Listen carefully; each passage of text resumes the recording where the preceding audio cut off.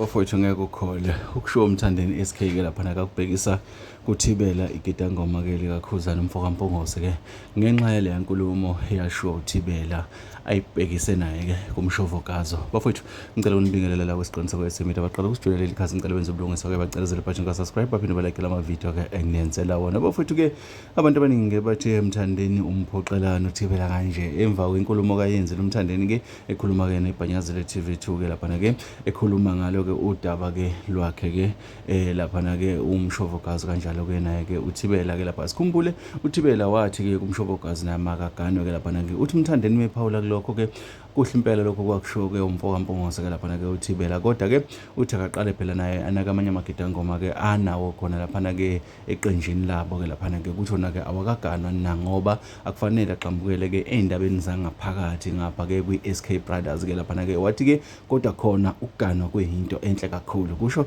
uMthandeni SK ke laphana ke lenkulumo yokuthi ke akathi ukunaka kancane ke ezakhe indaba noma ke ezamagidangoma ke angale emandaba ke ephume kancane kulawa angapha kwi-SK Brothers ke laphana ke uthi ke uMthandeni ke lokho ke uzokwenza ukuthi abone ke ukuthi kufanele ngabe ke ukhuluma ke eza kubo hayi ezangapha emdletsheni lenkulumo bathi